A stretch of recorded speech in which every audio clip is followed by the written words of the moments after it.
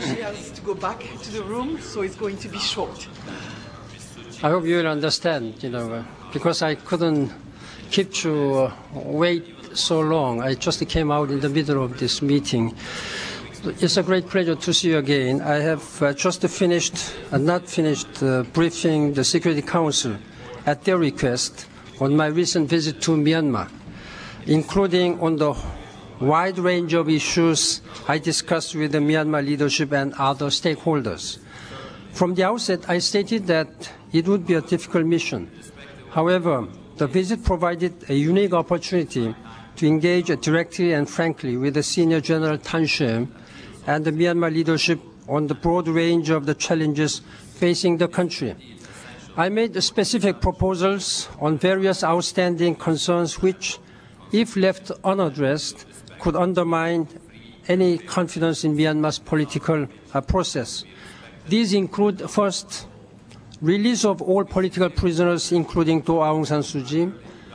Second, the resumption of a substantive, time-bound dialogue between the government and the opposition. And third, the creation of conditions conducive to credible, inclusive, and legitimate elections. The visit also enabled me to engage directly with the registered political parties and ethnic ceasefire groups and hear their concerns. In this regard, I'd like to take note of the statement just made by the permanent representative of Myanmar, saying that, I quote, "At the request of the Secretary General in Myanmar, the Myanmar government is processing to grant amnesty to prisoners on humanitarian ground and with a view to enabling them to participate in the 2010 general elections." This is encouraging, but I will have to continue to follow up how they will implement all the issues raised during my visit in Myanmar. As you know, I also visited the Delta region, where I witnessed our joint recovery and reconstruction efforts. Regrettably, I could not meet with Aung San Suu Kyi. It was not only a deep disappointment, but also a missed opportunity for Myanmar. I was, however, able to meet separately with the leaders of her party, NLD.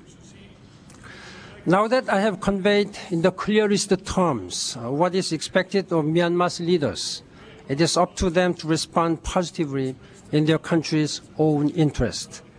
The world is now watching closely whether they will choose to act in the best interest of their country or not. I would also like to take this opportunity to let you know that I'll be traveling to Sharm el-Sheikh, Egypt, later today, so that I can meet with the leaders gathered for the summit of non-aligned movement there on Wednesday. I will deliver the address to the summit, and I will encourage the non-aligned movement to build on its leadership role among nations to address today's challenges. Those challenges include disarmament, economic crisis, climate change, and the implementation of the Millennium Development Goals. Thank you very much.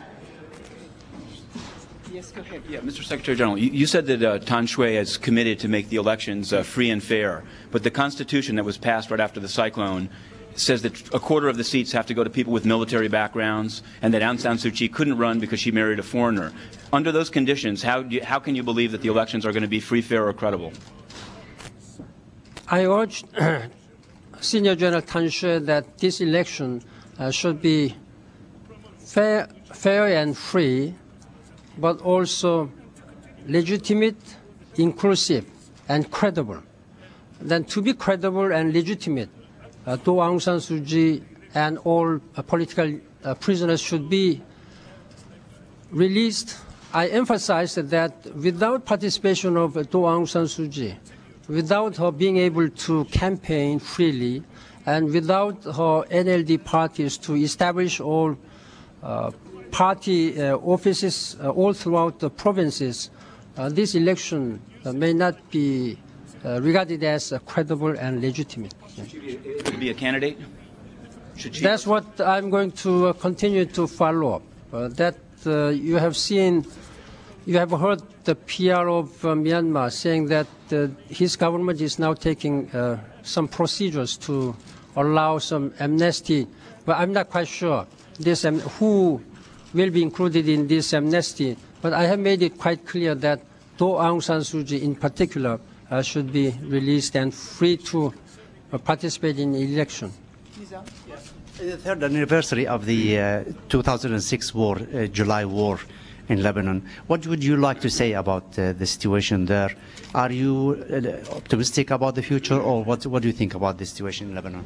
All the developments of situation which have taken place in Lebanon have been encouraging, and all international community, including myself as United Nations Secretary General, should support and encourage such ongoing development of political maturity. The national government should be formed as soon as possible with all the parties participating there. And this is what I have been discussing with the Lebanese leaders. And I'm optimistic about the future of Lebanon. Mr. Secretary General, do you have any comment about the Sudanese government judgment on a journalist by the name, a woman journalist, Lubna Ahmed al-Hussein, of flashing her 40 times because she wore a trouser in public? I'm not aware of this fact, but if you give me some time, I'll come back to you. Yeah. Mr. Secretary, 2 days ago, it was, since we were talking about anniversaries and massacres, 14th anniversary of Srebrenica.